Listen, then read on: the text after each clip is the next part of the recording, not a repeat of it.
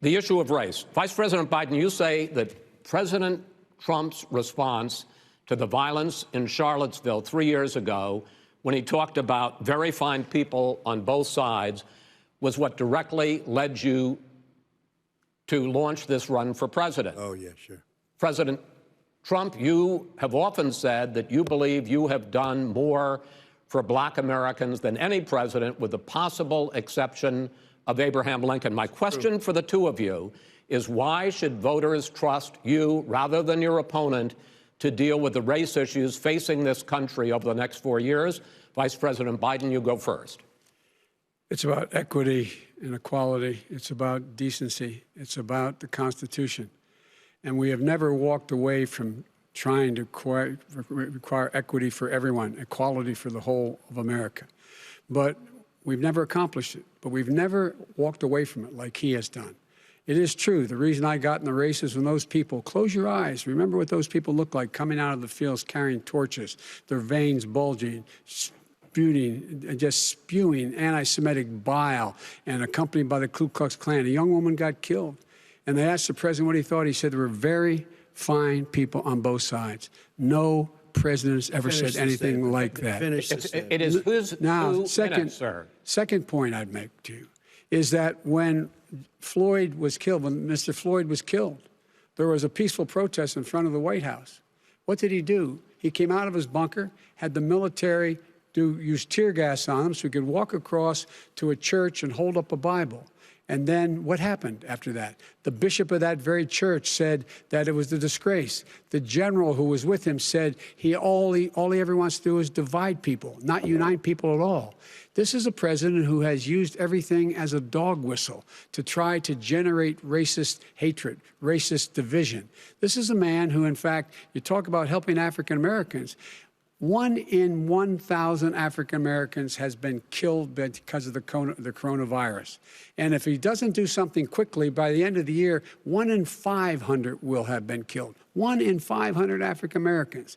This man is a savior of African Americans. This man cares at all. This man's done virtually nothing. Look, the fact is that you have to look at what he talks about.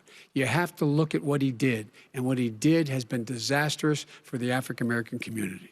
So, President Trump, you have 2 minutes. Why should Americans trust you over your opponent to deal with racism? He did a crime bill, 1994, where you call them super predators, African Americans, the super predators, and they've never forgotten it. They've never forgotten it, Joe. No, sir, it's his 2 minutes. So you did that, and they call you a super predator, and I'm letting people out of jail now that you have treated the African American population community, you have treated the Black community about as bad as anybody in this country. You did the 1990, and that's why, if you look at the polls, I'm doing better than any Republican has done in a long time, because they saw what you did. You call them super predators, and you've called them worse than that, because you look back at your testimony over the years, you've called them a lot worse than that. As far as the church is concerned, and as far as the generals are concerned, we just got the support of 250 military leaders and generals, total support. Law enforcement, almost every law enforcement group in the United States. I have Florida, I have Texas, I have Ohio, I have Portland. The sheriff just came out today and he said, I support President Trump. I don't think you have any law enforcement. You can't even say the word law enforcement, because if you say those words, you're going to lose all of your radical left supporters. And why aren't you saying those words, Joe? Why don't you say the words law enforcement? Because you know what? If they called us in Portland, we would put out that fire in a half an hour, but they won't do it because they're run by radical left Democrats. If you look at Chicago, if you look at any place you want to look, Seattle, they heard we were coming in the following day, and they put up their hands, and we got back Seattle. Minneapolis, we got it back, Joe, because we believe in law and order, but you don't. The top 10 cities and just about the top 40 cities are run by Democrats and, in many cases, radical left. And they've got you wrapped around their finger, Joe, to a point where you don't want to say anything about law and order. And I'll tell you what, the people of this country want and demand law and order, and you're afraid to even say it. All right. I want to return to the question of race. Vice President Biden, after the grand jury in the Breonna Taylor case decided not to charge any of the police with homicide, you said it raises the question, quote, whether justice could be equally applied in America. Do you believe that there is a separate but unequal system of justice for blacks in this country? Yes, there is. There's systemic injustice in this country, in education and work and in law enforcement and the way in which it's enforced. But look, the vast majority of police officers are good, decent, honorable men and women. They risk their lives every day to take care of us. But there are some bad apples. And when they occur, when they find them, they have to be sorted out. They have to be held accountable. They have to be held accountable. And what I'm going to do as President of the United States is call together an entire group of people at the White House, well, everything from the civil rights groups to the police officers, to the police chiefs, and we're going to work this out. We're going to work this out so we change the way in which we have more transparency in when these things happen. These cops aren't happy to see what happened to George Floyd. These cops aren't happy to see what happened to Breonna Taylor. Most don't like it. But we have to have a system where people are held accountable. And by the way, violence in response is never appropriate. Never appropriate. Peaceful protest is. Violence is never appropriate. All right. What is peaceful protest? When they run through the middle of a town and burn down your stores and kill people all over the place, that and you is say not peaceful protest? President Trump, No, it's I'm not asking. but you say it is. President Trump, I'd like to continue with the issue of race. I please. promise we're going to get to the issue of law and order in a moment. Fine. This month, your administration directed federal agencies to end racial sensitivity training that addresses white privilege or critical race theory. Why did you decide to do that, to end racial sensitivity training? And do you believe that there is systemic racism in this country, sir?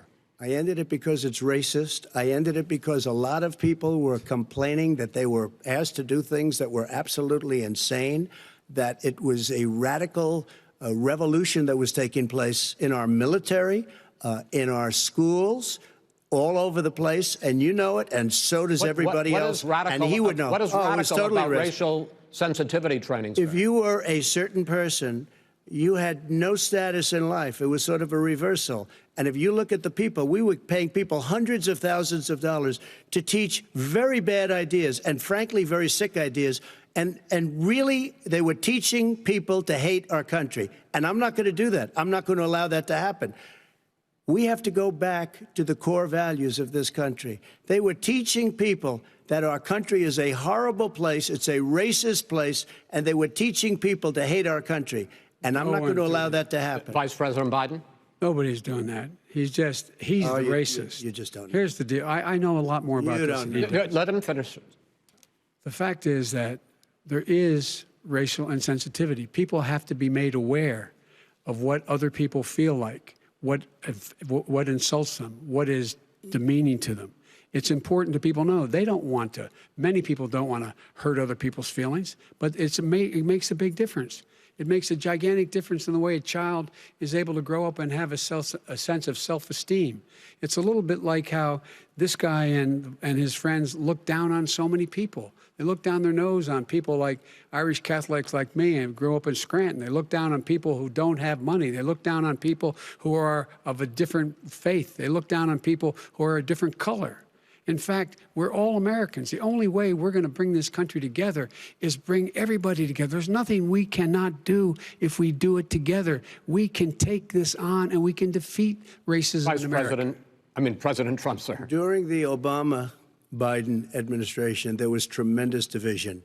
There was hatred. You look at Ferguson, you go to many places. Look at Oakland. Look what happened in Oakland. Look what happened in Baltimore. Look what happened. Frankly, it was more violent than what I'm even seeing now. Oh, my but Lord. The reason is that ridiculous. the Democrats that run these cities don't want to talk like you about law and order. Violent and you crime, still haven't mentioned. violent Are you in crime. favor of law and order? I'm in favor of law. You follow it. Are you in favor of law and order? Go yes, ahead, I'm say it. in You asked a question, let him finish. Law and order. Law and order. Let him answer. Law and order with justice, where people get treated fairly. Okay. And the fact of the matter is, violent crime went down 17%, 15% in our administration. All right. It's gone up on his watch. Went down. Hi, everyone. George Stephanopoulos here. Thanks for checking out the ABC News YouTube channel. If you'd like to get more videos, show highlights, and watch live event coverage, click on the right over here to subscribe to our channel. And don't forget to download the ABC News app for breaking news alerts. Thanks for watching.